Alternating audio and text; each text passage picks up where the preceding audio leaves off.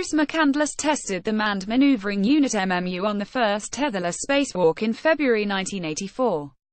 NASA, December 22, 2017, the first astronaut to become his own spacecraft, strapping on a jet-powered backpack and flying tether-free during a historic spacewalk, has died.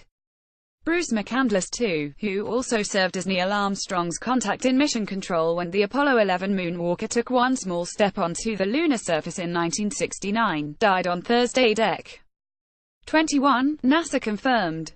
He was 80. Our thoughts and prayers go out to Bruce's family, said NASA Acting Administrator Robert Lightfoot in a statement on Friday. Dec. 22. The youngest member at 28 of the fifth group of NASA astronauts selected in 1966, McCandless waited 18 years to make his first of two flights aboard the Space Shuttle. He logged 13 days and 31 minutes off the planet, including 12 hours and 12 minutes conducting two spacewalks. It was on his first extravehicular activity that McCandless donned a Manned Maneuvering Unit, or MMU, and made history by jetting away from the Space Shuttle Challenger. "That may have been one small step for Neil, but it's a heck of a big leap for me," exclaimed McCandless, floating free for the first time on Feb. 7, 1984, and invoking Armstrong's first words on the Moon 15 years earlier. McCandless, who helped develop the MMU prior to testing it in orbit, used its gas thrusters to back away to a distance of 320 feet 98 meters from Challenger. Portrait of Bruce McCandless II, STS-41B spacewalker.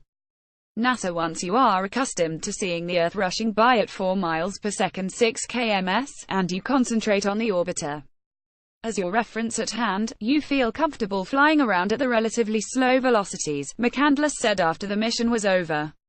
It is sort of like two rather fast airplanes flying formation around one another. McCandless and his fellow STS-41B crew member Robert Stewart put the MMU through its paces, inside and outside of Challenger's payload bay. During a second spacewalk, President Ronald Reagan called the shuttle to speak to the two astronauts. "Let me ask you," began Reagan, addressing McCandless and Stewart, "what's it like to work out there, unattached to the shuttle, maneuvering freely in space?" "It feels quite comfortable. The view is simply spectacular and panoramic," replied McCandless while strapped in the MMU in the cargo bay. "We believed that maneuvering units' first time working unattached were literally opening a new frontier for what man can do in space." NASA ultimately retired the MMU after 6 astronauts used it on 3 shuttle missions, but crew members using U.S. spacesuits at the International Space Station don a smaller jetpack for emergency use if they become separated from the orbiting laboratory. McCandless launched on board his second spaceflight on April 24, 1990, on a mission to deploy the Hubble Space Telescope. The STS-31 crew released the observatory into Earth orbit, but not before McCandless was almost called upon to do a third spacewalk. Bruce McCandless aboard the Space Shuttle Discovery during the STS-31 mission to deploy the Hubble Space Telescope. NASA. One of the 2 solar arrays that powered the Hubble hit a snag while being unfurled. McCandless and Kathy Sullivan were preparing to go out on a contingency spacewalk, pre-breathing pure oxygen inside Discovery's airlock, when the array freed itself, negating the need for the outing. Years later, after the Hubble telescope's flawed optics had been corrected and a 5th and final servicing mission was briefly cancelled by NASA, McCandless became a leading advocate for a robotic servicing mission to extend the life of the astronomical instrument on orbit. I'm a proponent for extending the Hubble telescope's use to until the James Webb Space Telescope is launched and confirmed as operating, McCandless told Collect Space in 2005. "I support either a manned or robotic approach." The Hubble Space Telescope was upgraded once again in 2009 and remains in operation.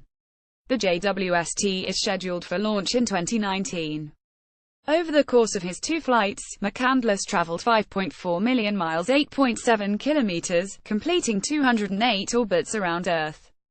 He retired from the NASA Astronaut Corps in August 1990, 4 months after returning from space aboard Discovery, and later went to work for Lockheed Martin in Colorado.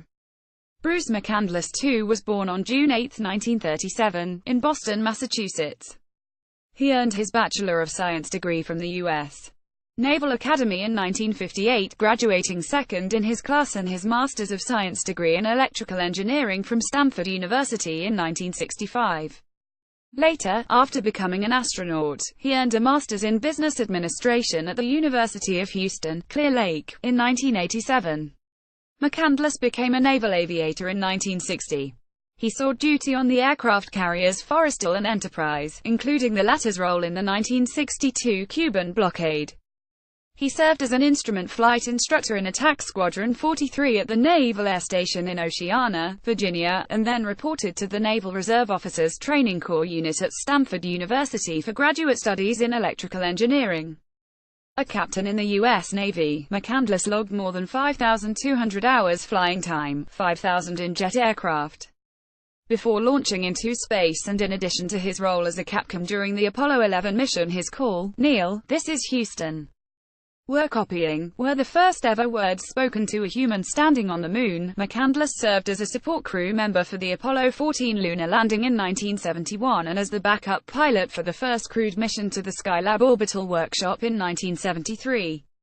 Flying 320 feet 98 meters away from Space Shuttle Challenger, Bruce McCandless tests the Manned Maneuvering Unit in 1984. NASA, though he once filed suit against the pop singer Dido for the unauthorized use of his MMU spacewalk photo on her album cover, McCandless said he appreciated the fact that his identity was hidden from view in the iconic image. "I have the sun visor down on my spacesuit's helmet, so you can't see my face, and that means it could be anybody in there," he said in an interview with Smithsonian Magazine in August 2005. "It's sort of a representation, not of Bruce McCandless, but mankind." He is a recipient of numerous honors, including the NASA Exceptional Service Medal, the NASA Spaceflight Medal, the National Aeronautic Association Collier Trophy, and the Smithsonian's National Air and Space Museum Trophy. He was inducted into the International Space Hall of Fame in New Mexico in 1995 and the U.S. Astronaut Hall of Fame in Florida in 2005. McCandless held a patent for a tool tethering system that was used during Space Shuttle spacewalks. McCandless is survived by his wife, Ellen Shields, and two children, Bruce and Tracy, who he had with his first wife of 53 years, Bernice Doyle, who died in 2014. McCandless is also survived by two granddaughters by a brother and two sisters.